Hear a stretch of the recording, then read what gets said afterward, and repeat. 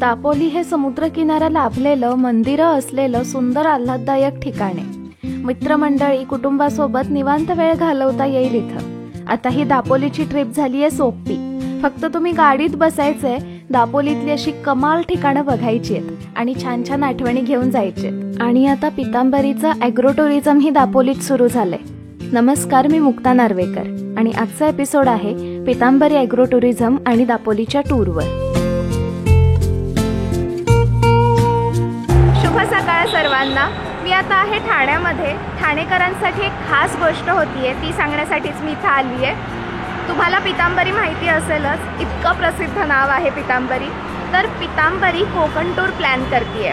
म्हणजे आता आम्ही चाललो आहोत दापोलीला. तर दापोलीचा प्लॅन तुमचाही असाच इझिली प्लॅन होणार आहे. तर इकडे ही ट्रॅव्हलर्स दिसतीये. याच ट्रॅव्हलर्सनी आम्ही दापोलीला जाणार आहोत. तर दापोलीमध्येच पितांबरीचं एक रिसॉर्ट आहे, तिथेच राहण्याची खाण्याची सोय होणार आहे. शिवाय याच ट्रॅव्हलर्समधून आम्ही आजूबाजूची ठिकाणंही एक्सप्लोअर करणार आहोत. म्हणजे कसं की तुमचा दापोलीचा प्लॅन करायचे कष्ट वाचणार आहेत. दुसरी गोष्ट म्हणजे गाडी बुक करणं, मग ड्रायव्हरचे कॉन्टॅक्ट्स मिळवणं, हे सगळे कष्ट वाचणार आहेत. तुम्ही फक्त यायचे आणि मस्त दापोलीला जायचं, दापोलीची ट्रिप एन्जॉय करायची आहे. मी आता जास्त बडबडत बसत नाही, कारण आता पुढचा प्रवास सुरू करायचा आहे. आणि या टूरमध्ये काय काय होतंय ते मी तुम्हाला दाखवते. नारळ वाढवला आणि आम्ही मुलुंडकडे निघालो. पुढे मुलुंडमधून बाकीची सगळी पाहुणे मंडळी गाडीत चढली. गणपती बाप्पा मोरया, मंगल मूर्ती मोरया, उंदीर मामा की जय, चितुंद्री मामी की जय, अजय भाऊ की. तर फर्स्ट ऑफ ऑल आपलं हे जे रिसॉर्ट आहे हे आता आपण दापोलीला चाललोय. दापोली खेड रोडला साखळोली म्हणून आहे. हे दापोली बसस्टँडपासून 10 किलोमीटर आणि खेड रेल्वे स्टेशनपासून 22 किलोमीटर. तर अतिशय निसर्गाच्या सानिध्यामध्ये हा आपला प्रोजेक्ट आहे. सगळ्यांना खरोखर आवडेल ही तुम्हाला मी शाश्वती देतो. शहरातली रहदारी गजबज मागे टाकत आम्ही कोकणातल्या निवांतपणाकडे निघालो होतो. वाटेत आम्ही खोपोलीजवळ नाश्त्याला थांबलो. ठाण्यावरून आम्ही आता खोपोली रोडला आहोत आणि इथे हॉटेल लँडमार्क म्हणून आहे. तर तिथे नाश्त्यासाठी थांबलो. तर नाश्ता करणार आणि इथून डायरेक्ट आता मग दापोलीला जाणार.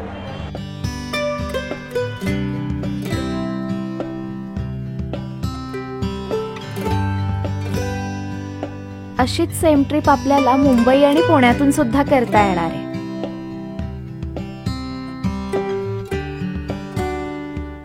ठाणे ते दापोली असा प्रवास करत आम्ही पितांबरी ॲग्रो टुरिझममध्ये पोहोचलो. तर आम्ही आता पोहोचलो आहोत दापोलीतल्या पितांबरी ॲग्रो टुरिझममध्ये. इथे आल्यावरती छान कोकम सरबत देऊन आमचं स्वागत केलं. आणि आता दुपारची वेळ आहे, जेवणाची वेळ आहे. तर इथेच रुचियाना म्हणून इनहाऊस रेस्टॉरंट आहे. तर तिथे आम्ही मस्त जेवणार आहोत. बघूयात काय काय आहे जेवायला, कारण भूक प्रचंड लागली आहे. रेस्टॉरंट असं प्रशस्त आणि स्वच्छ आहे. AC असल्यामुळे आत निवांत बसून जेवता येतं. पितांबरीचे प्रॉडक्ट पण इथून डिस्काउंटमध्ये खरेदी करू शकतो. आमच्यासाठी मस्त बुफे लावला होता. पहिल्या दिवशी जेवण्यासाठी असे मस्त मस्त पदार्थ होते. या टूरमध्ये सकाळचा नाश्ता, दुपारचा आणि रात्रीचं जेवण समाविष्ट आहे. पण रात्री मी इथल्या काही स्पेशल डिशेस सुद्धा ट्राय करणार आहे.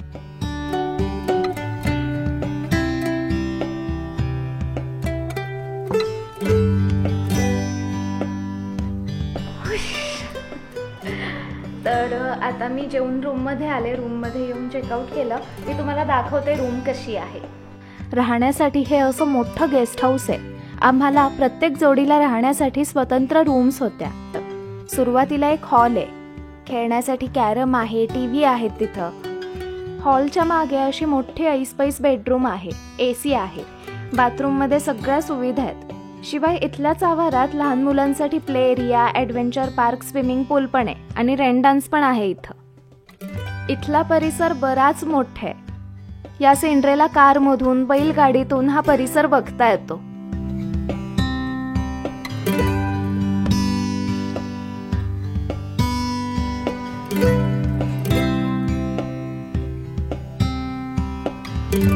तर रेस्ट घेऊन झाली आहे आणि आम्ही आता कुठे जाणार आहोत माहिती आहे? इथे जवळच काजूची फॅक्टरी आहे, तर ती बघायला जाणार आहोत. म्हणजे आपल्याकडे जे पॅकेजिंगवाले काजू येतात ना, ते कसे येतात ते आपल्याला बघायला मिळतील. या फॅक्टरीमध्ये पोहोचलो की हे काका ओळीनं प्रक्रियेची यंत्राची माहिती देतात. पाणी भट्टी लावली जाते. हे याच्यामध्ये स्टीम सोडल्यावर 20 मिनिटं स्टीम सोडून देणार. याच्यामध्ये 15 ते 20 मिनिटांची ही इंटरेस्टिंग टूर आहे. यात काजू बी भाजली कशी जाते, वरचं आवरण कसं वेगळं करतात, अख्खा काजू आणि तुकडा काजू कसा वेगळा केला जातो याची भन्नाट माहिती मिळते. तुम्हाला माहिती आहे, या यंत्रातून काजू आपोआप साईजनुसार वेगळा केला जातो. इकडे या काकू पण हातानेच साईजनुसार काजू वेगळ्या करत होत्या. सगळेच जण कुतूहलाने ही काजू फॅक्टरी बघत होते. तिथेच बाजूला शॉप आहे. साध्या काजूपासून ते फ्लेवरचे काजू इथे विक्रीसाठी ठेवलेत. तिथून निघताना अगदी मस्त खरेदी केली आम्ही. घेतला तुम्ही काजू? खूप छान आहे तिथले काजू. आम्ही ट्राय केले आहे, फॅक्टरीतच ट्राय केले आम्ही. आता आम्ही निघालो दाभोळच्या दिशेनं. अर्ध्या पाऊण तासात आम्ही एका अद्भुत जागी येऊन पोहोचलो. आम्ही आता पोहोचलो आहोत चंडिका देवीच्या मंदिराच्या इथे. खूप छान परिसर आहे. कौलारू मंदिर आहे. कौलारू एक स्ट्रक्चर सुरुवातीला दिसतंय आणि त्या बाजूला असं आहे की भुयारात ते मंदिर आहे. थोडंसं वाकून जावं लागतं, पायऱ्या आहेत आणि तिथे खूप सुंदर परिसर आहे.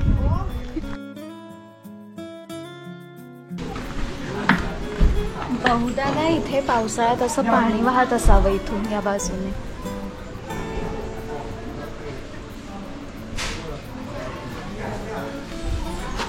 कसलं दिसत असेल ना पावसाळ्यात.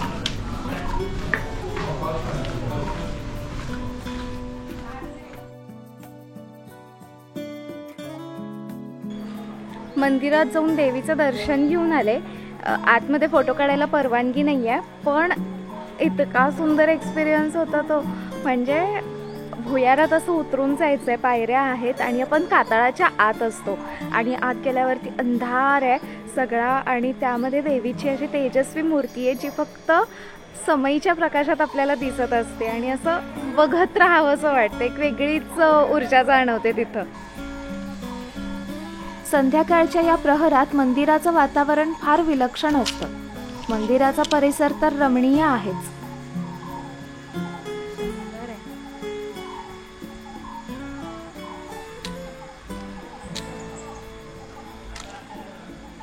प्रांगणात आपल्याला या समाधी पण दिसतील. या समाधी आहेत पुरी घराण्यातील पूजकांच्या. चंडिका देवीची पूजा, मंदिराची देखभाल याच पुरी घराण्याकडून केली जाते. आता तब्बल 32वी पिढी नित्यनेमाने पूजा करतीये अशी माहिती मिळाली. देवीचं दर्शन घेतलं आणि पितांबरी ॲग्रो टुरिझमकडे परतलो.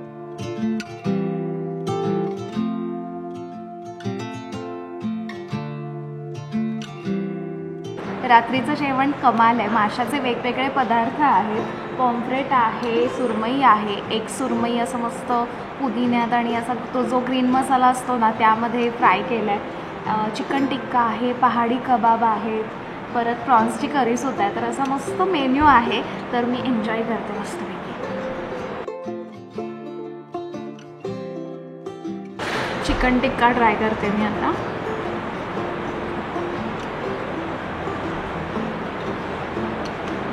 मस्त मॅरिनेट झालं तर अशी मस्त चव येते मसाल्याची.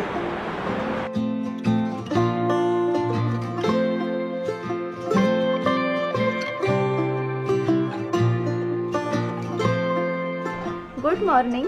आता वाजलेत सकाळचे 7 आणि इथे ना बांबू नर्सरी आहे. तर ते बांबू गार्डन आम्ही बघायला जाणार आहोत. शिवाय इथे नर्सरी पण आहे. तर सकाळची अशी छान वेळ आहे. आम्ही आता निघतोय. आता आपण आलेलो आहोत बांबू पार्क मध्ये. आपल्या डोळ्यापुढं बांबू म्हटलं की एक मोठा उभा हिरवा दांडा इतकंच येतं. पण या बांबू पार्कमध्ये आल्यावर किती वेगवेगळ्या प्रजातीचे बांबू बघायला मिळाले आणि या प्रत्येक बांबूचा वापर कुठे कुठे करतात ते पण समजलं. माझ्या पाठी जो बांबू दिसतोय तर त्याचे तुरे बघा कसे आहेत. कशाची आठवण आली तुम्हाला ते बघून? तर याचा उपयोग आपली जी केरसुनी असते ना त्यासाठी केला जातो. आता हे हिरवा आहे तिकडे आपल्याला दिसतील जे असे चॉकलेटी अशा रंगाचे झाले आहेत डार्क, त्याच्यापासून केरसुनी बनवली जाते. प्रत्येक बांबू समोर माहिती देणारे फलक होते. तिकडच्या राज्य म्हणजे पूर्वेकडची जी राज्य आहेत ते तिकडचा जो लोक आहेत ते जास्त आदिवासी लोक आहेत. ते जेवण कशामध्ये करतात तर त्यांच्याकडे काही माती किंवा असं काही त्यावेळी जास्त नाही आहे. ते निसर्गामध्ये जे जे काही अवेलेबल आहे त्याचा वापर करतात. तर याच्यामध्येच ते शिजवतात. हा जो भाग आहे ना याच्यामध्ये शिजवलं जातं. हॉलो तो असतोच ना बांबू, तो असतोच त्याच्यामध्ये शिजवतात. तर त्याच्या प्रॉपर्टीज ज्या आहेत त्या हिलिंग प्रॉपर्टीज आहेत त्या जेवणामध्ये येतात. इथंच आंब्याच्या झाडावर मस्त मचाण पण केली आहे.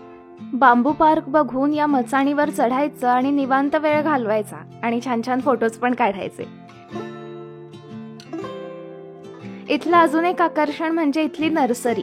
शोभिवंत झाडं, फळझाडं, फुलझाडं इथे आहेत. आंब्याची, फणसाची कलमं इथं मिळतात. आपण निघताना इथून ही रोपं, झाडं खरेदी करू शकतो. इथल्या परिसरात पक्षी निरीक्षण करण्यासाठी अशी गायडेड ट्रेल पण असते. तर या गार्डनमध्ये आपण फिरता फिरता आपल्याला जे पक्षी दिसतील ते आपण पाहूया आणि मग तो कोणता पक्षी आहे त्याची ओळख, आणखीन त्यांची जी ॲक्टिव्हिटी त्यावेळी चालू असेल तर त्याच्याबाबत आपण आपापसात आपण थोडं बोलूया.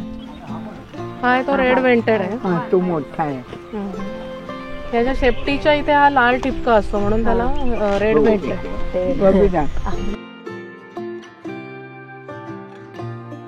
त्यानंतर आम्ही गेलो आयुर्तेज गार्डन मध्ये. आजीबाईच्या बटव्यात जितके आयुर्वेदिक वनस्पती आहेत त्या सगळ्या इथे आहेत आणि या सगळ्याची माहिती पण ही ट्रेल करताना मिळत होती. ही बघा, ही भारंगीची भाजी आहे. भारंगीची भाजी सर्व खाता ना, आणि खाल्ली पाहिजे भारंगीची भाजी. बघा, भारंगीची भाजीने खाल्ल्यानंतर काय फायदे होतात. आपली पचनक्रिया सुलभ करते, रक्त शुद्ध करण्याची क्रिया करतं आणि वर्षभर कावीळ कंट्रोल म्हणजे कावीळ होऊ शकत नाही. त्यामुळे 1-2 वेळा तरी ती भाजी खाल्ली पाहिजे भारंगीची. माणूस काय झाला, शिक्षणात पुढे पुढे घेत गेला आणि ते आयुर्वेदिक विसरत गेला. म्हणून आपण आजीबाईचा बटवा म्हणून ओळखला जातो.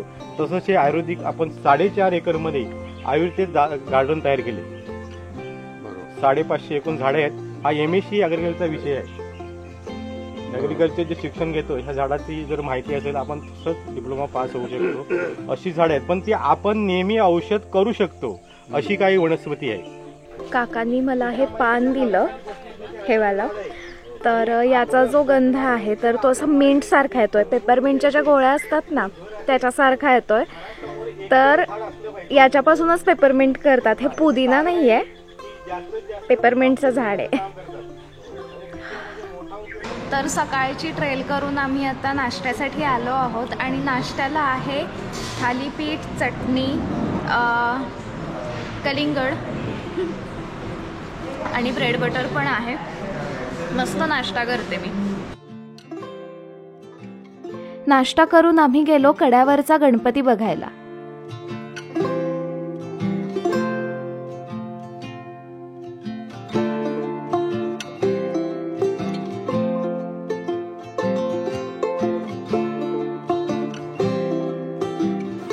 मस्त वारा सुटलाय, छान वाटतंय.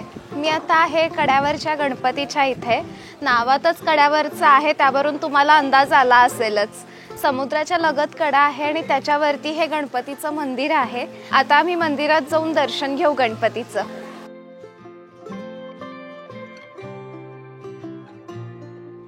दापोलीपासून 20 किलोमीटरवर आंजर्ले गावामध्ये हे देवस्थान आहे. मंदिराची स्थापना 600 वर्षांपूर्वी झाली म्हणतात. मंदिराच्या समोर तलाव आहे, बाजूला शिवालय पण आहे. पूर्वी गणपतीचं मूळ मंदिर होतं समुद्राकाठी. समुद्राची पातळी वाढली आणि मंदिर पाण्याखाली गेलं. त्यानंतर हे एक कड्यावर मंदिर बांधलं. माझ्या पाठी तुम्हाला एक छोटंसं मंदिर दिसत असेल तर ते मंदिर ओळखलं जातं गणपतीचं पहिलं पाऊल या नावाने. तर तिथं गणपतीचं पाऊल आहे असं म्हणतात. खाली जाऊन मी बघते.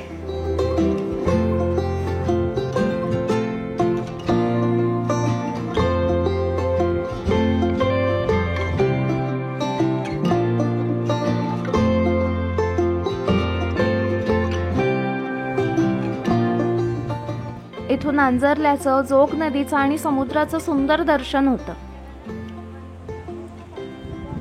ऊन जास्त आहे, वारा जास्त आहे, सगळं जास्त आहे इथे. पण मस्त आहे, समोर हिरवाई आहे, ते बघून बरं वाटतंय. पण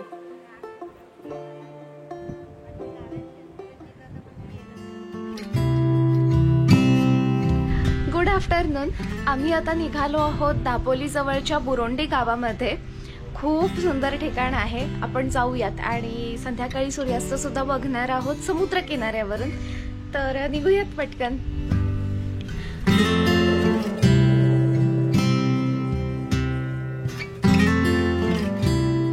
तर बुरोंडीतलं हे ठिकाण आहे परशुराम भूमी. एक छानसं प्रांगण आहे आणि या प्रांगणामध्ये पृथ्वी आहे आणि पृथ्वीच्या वरती परशुरामांची मूर्ती आहे. असं हे सुंदर ठिकाण आहे. आणि इथला आजूबाजूचा जर परिसर बघितला तर या सगळ्या बाजूला टेकड्या आहेत हिरव्यागार आणि तिकडे समुद्राचं दर्शन होतं इथून. तर असा हा परिसर आहे. आणि या जी पृथ्वी दिसतीये ना त्याच्या आतही जाता येतं. ती मेडिटेशनसाठी केलं आहे तसं. तर आपण आत जाऊन पण बघूयात.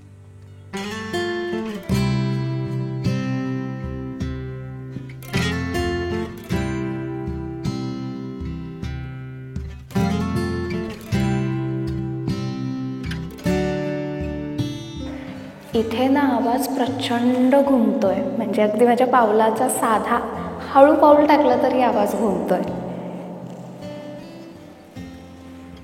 व्हायब्रेशन्स जाणवतात.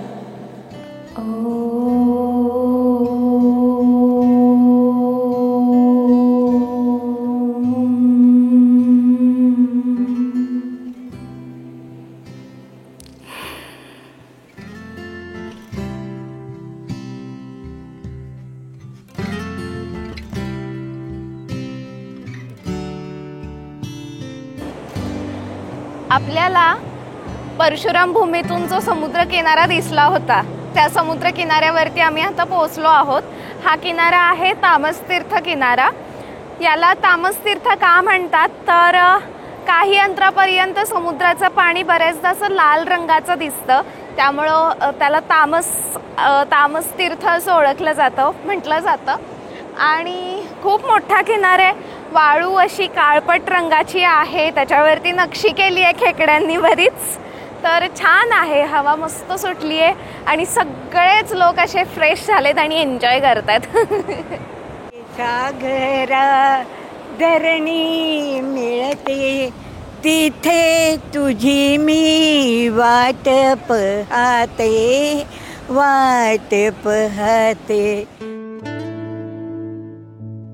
तामसतीर्थचा हा किनारा बराच मोठा आणि मोकळा ढाकळा आहे. प्रत्येक जण छान रमतो इथं. किनाऱ्यावर अगदी निवांत वेळ घालवला सगळ्यांनी.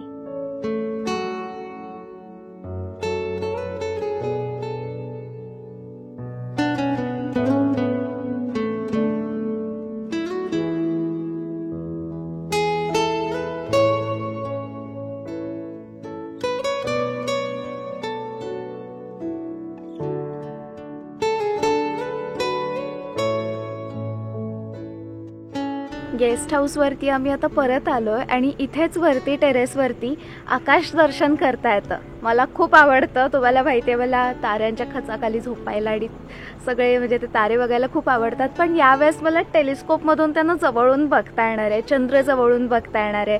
तर मी खूप उत्सुक आहे आकाश दर्शनासाठी.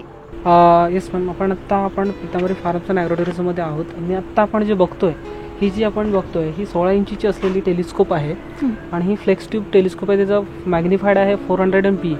आणि आज आपण बघणार आहोत इकडे आकाशामध्ये तुम्ही इकडे वरती पाहिलं तर जो हा आपण लेझर पॉइंटर बघतोय इकडे चंद्र दिसतोय. ह्या डिरेक्शनने आपण जर वरती पाहिलं तर इथे चंद्र आहे. ओके. आणि तिथून आपण ह्या डिरेक्शनने खाली आलो तर हा जो ब्राईटेस्ट स्टार दिसतोय that is called serious star. Okay. हा जो सगळ्यात ब्राईटेस्ट आहे तो आणि तो आपल्यापासून त्याचा डिस्टन्स आहे 9 लाईट इयर आहे आपल्यापासून. तिथून या मोठ्या टेलिस्कोपमधून तारे बघायला मजा आली. यातून मी चंद्राचा फोटो घेतलाय, तो तुम्हाला दाखवते.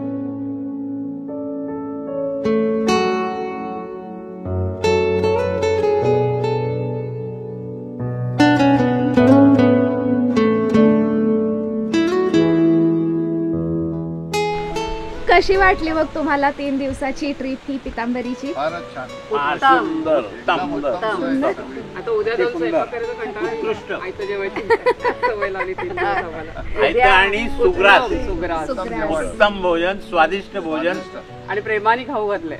तुरुंब तृप्त झालोय आम्ही एकदम. चांगला स्टाफ, विशेष म्हणजे चांगला स्टाफ, मन मिळावं स्टाफ. सर्व सेवा चांगली. परत येणार का ट्रिप असली तर? आता राजापूरचं यांचं जे रिसॉर्ट आहे त्याला निश्चित भेट आमचा. राजापूरवर आमची नजर आहे. आणि इथे अगदी यायला आवडेल. दापोलीची ही टूर बुक करणार असाल तर खाली मी कॉन्टॅक्ट डिटेल्स देतेय, ते नक्की चेक करा. आपण भेटू पुढच्या भटकंतीत. बाय.